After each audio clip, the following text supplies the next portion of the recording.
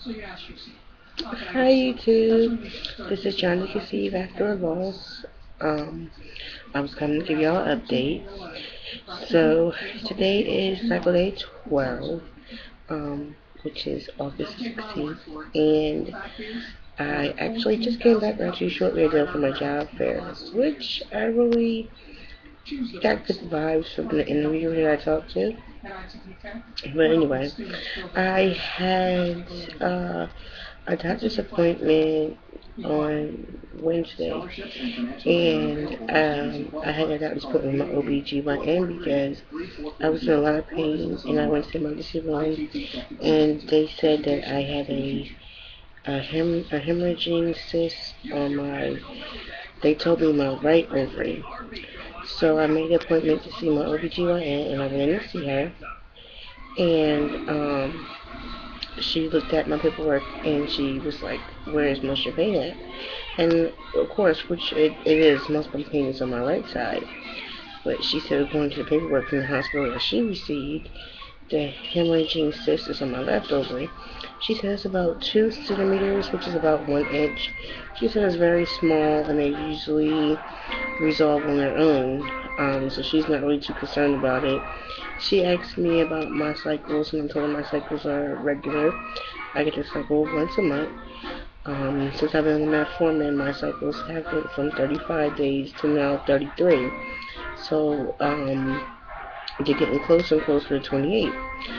So she asked me, have I been exercising, because as you can tell, I'm a fluffy mummy to be soon, hopefully. And I told her that I have lost about 28 pounds, and I'm still trying by changing the way I eat and exercise and everything.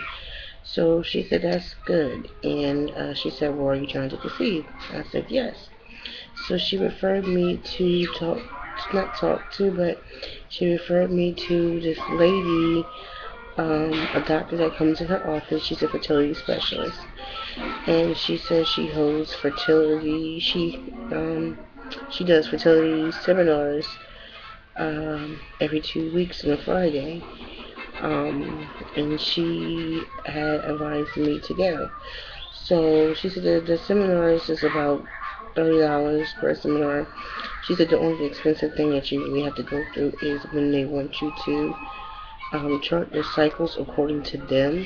She said that could be kind of expensive, but it's not too bad. So I told her I was very interested, and then I asked her about Clomid, and she said that I didn't know whether I could talk to her about Clomid or a fertility specialist. And she said that the fertility specialist, what they want me to do is to most likely chart my cycles for a few more months, and then once they can get a feel of how my cycles are going, and if my fertility is pretty, I guess, high, as in saying if I'm fertile again from having PCOS, then she will prescribe me Clomid. So I'm actually really happy because it's not, what I normally see her is, oh, lose weight, lose weight, lose weight. Okay, so I done lost close to 30 pounds, and I'm getting a cycle every month. So she was really open-minded to giving me Clomid just after I chart my cycles for a few more months. But I'm hoping I won't need a Clomid, but just in case I do, I know that I have a doctor that's going to give it to me.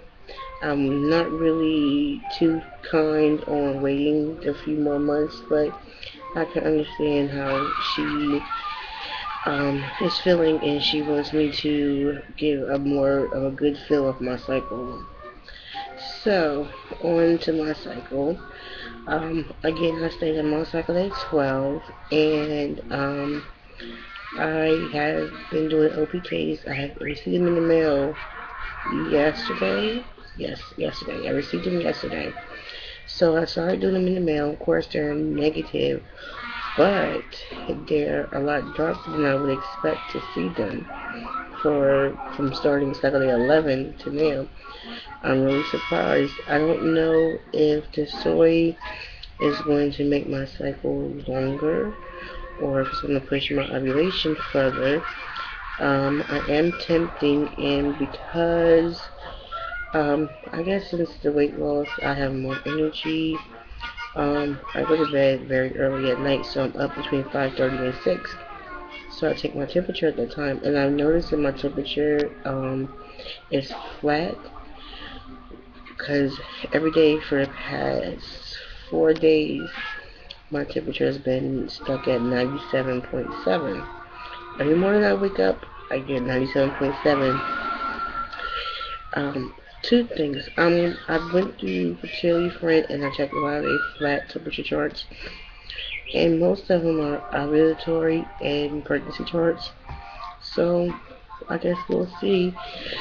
Excuse me. And another thing that I've noticed is that with a flat temperature chart in the beginning, your pre-ovulation phase, it makes it easier to pinpoint ovulation because once your temperature drops from what it normally is, you pretty much indicating there that ovulation is coming close, is near, or you ovulating now. So I guess all I can really do is see what my temperature is going to be tomorrow morning. I'm hoping not a 97.7, but however it may go. So along with the temping and the OPKs, I'm hoping to pinpoint ovulation this cycle.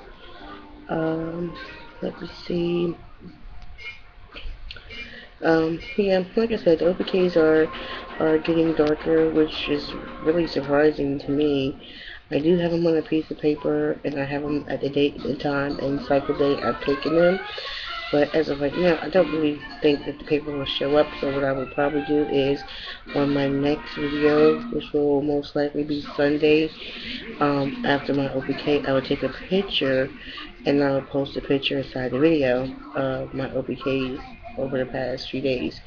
I will also try to get my cycle chart from Fertility Friend inside of my video once I'm able to see how long I'm going to be flat temperatures. And there's another thing, for any of you ladies with PCOS that have did soy, did you notice your temperatures was flat or not? Because for me in the pre-ovulatory phase, the 97.7 constantly is pretty high for me. So maybe it's a good sign that once it drops, it means I'm ovulating and I'll get a really sharp rise.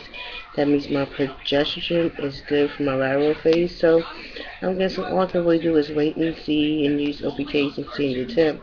But if any ladies that watch this video that subscribe to my channel that took soy, please answer the question if possible. Leave me a comment below and let me know how your chart look while on soy, because I noticed for chart search in the gallery, soy is not one of the options you can use to search by chart. So I'll probably just Google soy charts and see what I can see to see if my chart not resembles, but I can get a more of an understanding because I've never been flat tip before, especially not as high as 97.7 for the past 4 days. So, other than that, that is really about it for Saturday 12. I think I felt my cyst rupture. Yesterday I was in here doing a lot of housework, and I got a really sharp, intense pain on my left side that lasted about good 30 seconds and then it went away. I don't know if that was my cyst rupturing. What I do know is that I've been feeling crampy in my ovaries since my last dose of soy, which was, I think it was 540 milligrams was my last dose. I know they say you shouldn't go over 200 milligrams, but I was just saying at least if I can get the soy to force ovulation, maybe it could be a really great egg or multiple eggs or just a really good ovulation in general. But okay, ladies, obviously you hear my phone ringing, You have a good day, and I wish everybody baby best does TTC. And for all the DSPs, congratulations. Bye.